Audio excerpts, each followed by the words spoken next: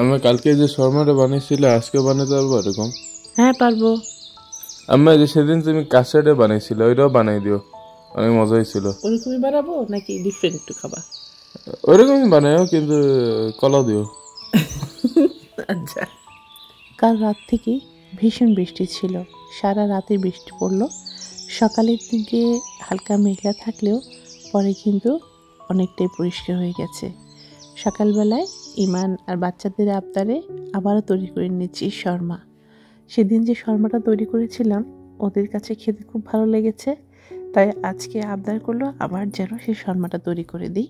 তবে আজকে শর্মাটা একটু অন্যরকম করে করব, সবসময় যেভাবে করি সেভাবে না। কালকে আমি কিছু সবজি কেটে রেখেছিলাম শর্মাতে দেবো বলে। সাধারণত শর্মাতে আমি সবজি ইউজ করি না, কারণ ওরা খুব একটা খেতে চায় না।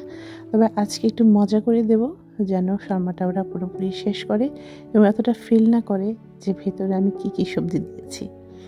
তো সবসময় যেভাবে করি, একটা সস বানিয়ে নেব।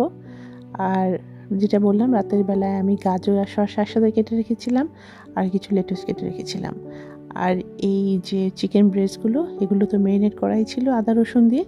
আর একটু সকালবেলায় ভেজে নিচ্ছি ব্ল্যাক পেপার আর চিলি ফ্লেক্স দিয়ে, আর হালকা একটু লবণ। আর এই যে বললাম গাজর আর শসা একসাথে কেটেছি, আর বাড়িতে আছে লেটুস। তো এগুলোকে একসাথে করে সসটার সাথে মাখিয়ে নেব।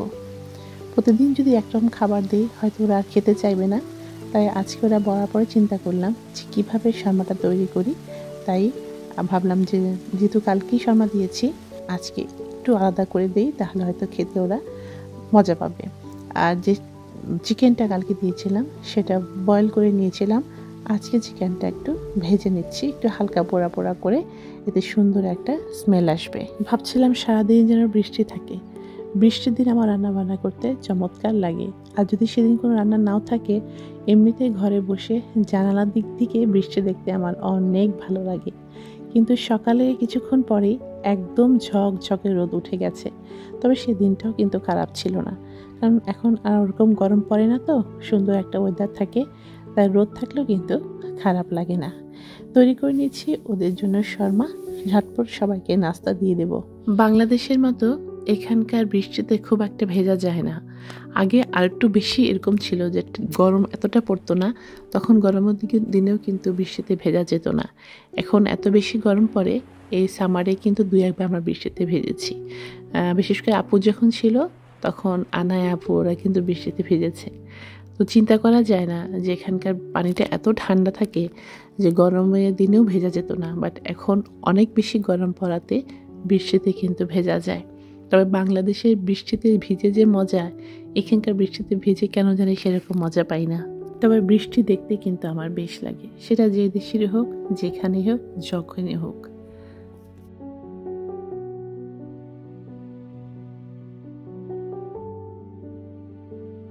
সকালের রোদটা এত বেশি উজ্জ্বল ছিল যে রান্নাঘরে এসে রোদটা পড়ছিল। রান্না বান্না ফাঁকে ফাঁকে আমি বাইরের এই চমৎকার রোদটা দেখছিলাম, আর এদিকে বসিয়ে দিয়েছিলাম ইমানের আবদারের কাস্টার্ড। সেদিনও একবার কাস্টার্ড তৈরি করেছিলাম, সেটা সব রেডিমেড জিনিসগুলো ছিল, ঘরেই ছিল, যার কারণে বানাতে আমার খুব একটা সময় লাগেনি। আজকে কাস্টার্ড পাউডার দিয়ে, দুধ দিয়ে এবং যা যা লাগে উপকরণ তা দিয়ে আমি কাস্টার্ডটা তৈরি করে নেব। বাসায় ডেজার্টের মধ্যে বাচ্চারা আমার হাতের কাস্টার্ডটা খুব বেশি পছন্দ করে, আর ঘরে বানানো যে কোনো জিনিসই কিন্তু খেতে আসলে ভালো লাগে। ছোটবেলায় যা কিছু মায়ের হাতে খেয়েছি, এখন যখন মনে পড়ে সেই খাবারগুলোর কথা, তখন কিন্তু বারবার মনে হয় মায়ের হাতে রান্না কি চমৎকার ছিল। সেটা যে কোনো খাবার, গরুর মাংস, মাছ, মায়ের হাতে আলু ভর্তা, ডাল, এই খাবারগুলো যেন অতুলনীয়। এখন যখন আমার বাচ্চারা বলে এটা খেতে চায়, ওইটা খেতে চায়, সেটা আমি খুব স্বাচ্ছন্দ্যে খুশি মনে বানাই। আমার কাছেও মনে হয় আমার যখন বয়স হয়ে যাবে আর আমার বাচ্চাগুলো যখন অনেক বড় হয়ে যাবে, ওদেরও সংসার হবে, ওরাও একসময় ওদের বাচ্চার সাথে গল্প করবে যে আমার মায়ের হাতের ওই রান্নাটা খুব মজা ছিল, সেই রান্নাটা খুব মজা ছিল। ইমান আমিনের আবদারে কাস্টার্ড তো তৈরি করে নিয়েছি, কিন্তু দুদিন ধরেই আমাদের বাসার যে ছোট ম্যাডাম, উনি কিন্তু বলছে উনি মিষ্টি খাবেন। তো বানাবো বানাবো বলে আর বানানোই হচ্ছিল না। তো আনায়ের কথা রাখতে গিয়ে আজকে এই কাস্টার্ড বানানোর পরেও মিষ্টি বানানোর প্রিপারেশান নিয়ে নিচ্ছি, কারণ এগুলো তো আর প্রতিদিন বানানো যায় না। একটু বেশি করে বানিয়ে রাখলে মাঝে মধ্যে ওরা ঘরে এটা খেতে আবদার করে, তখন সাথে সাথেই দিতে পারি। তাই আনায়ের পছন্দের সেই রসগোল্লাটা বানিয়ে নিচ্ছি ঝটপট করে।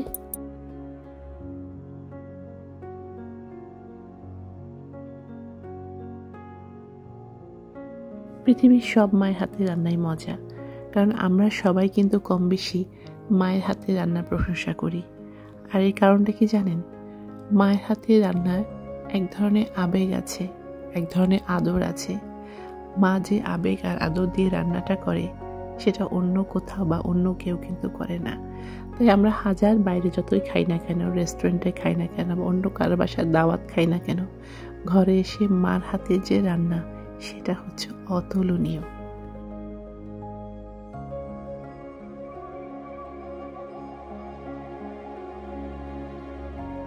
তো তৈরি হয়ে গেল আনার পছন্দের রসগোল্লা আর ইমান আমিরের পছন্দের custard.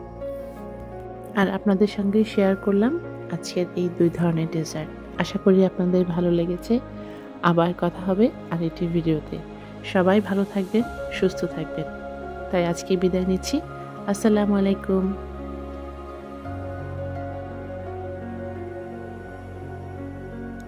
Please like, share and subscribe our channel. Thank